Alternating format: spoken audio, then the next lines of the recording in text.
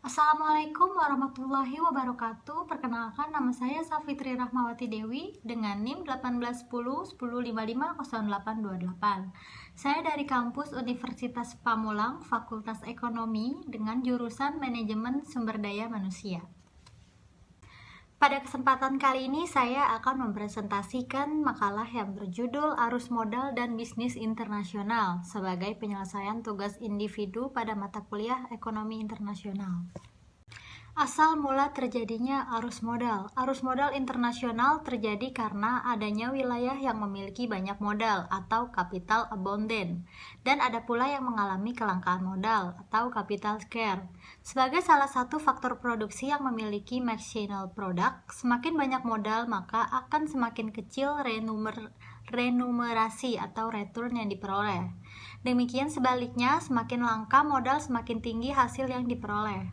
Hal inilah yang menyebabkan timbulnya arus modal internasional yang mengalir dari satu wilayah yang kelebihan modal ke wilayah yang kekurangan modal. Teori Hexer-Ohlin atau dalam kurung HO menjelaskan beberapa pola dengan perdagangan yang baik, negara-negara tersebut cenderung untuk mengekspor barang-barang yang menggunakan faktor produksi yang relatif melimpah secara intensif.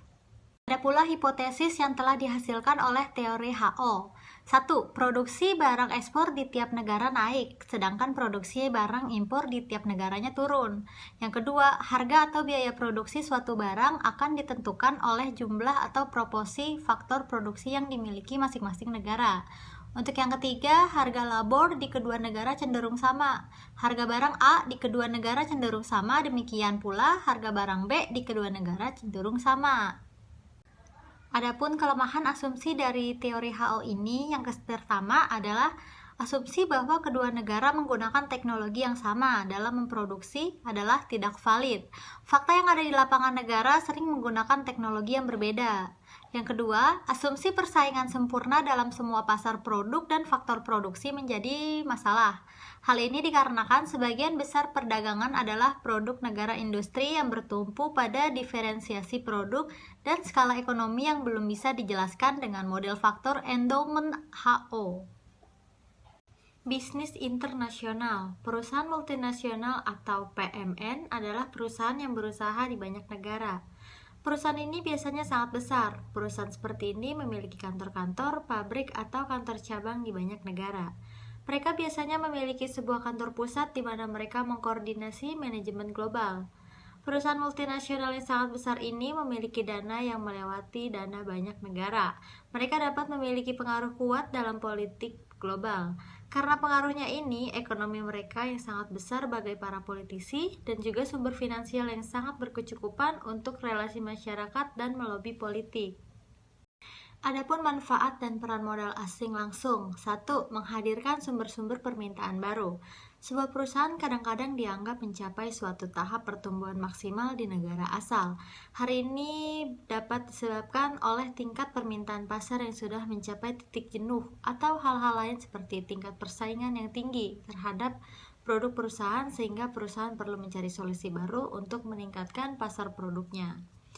Kedua, memungkinkan multinational company atau MNC mengeksploitasi pasar-pasar di mana laba superior dimungkinkan.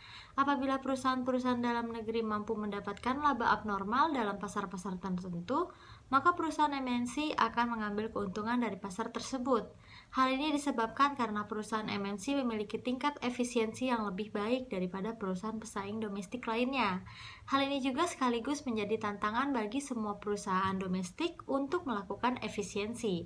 Dalam hal ini, perusahaan MNC berpotensi mengeksploitasi pasar-pasar di mana laba superior dimungkinkan. Ketiga, memungkinkan MNC untuk mengambil manfaat penuh dari skala ekonomis. Perusahaan yang berupaya menjual produk utamanya di dalam pasar-pasar baru bisa menaikkan laba dan kekayaan pemegang sahamnya melalui skala ekonomis, yaitu biaya rata-rata per unit yang lebih rendah yang muncul karena meningkatnya volume produksi. Motif seperti ini sangat dimungkinkan di mana perusahaan kecil melakukan penggabungan dengan perusahaan besar untuk meningkatkan kemampuan produksi yang pada akhirnya akan mengurangi biaya produksi dan meningkatkan keuntungan perusahaan.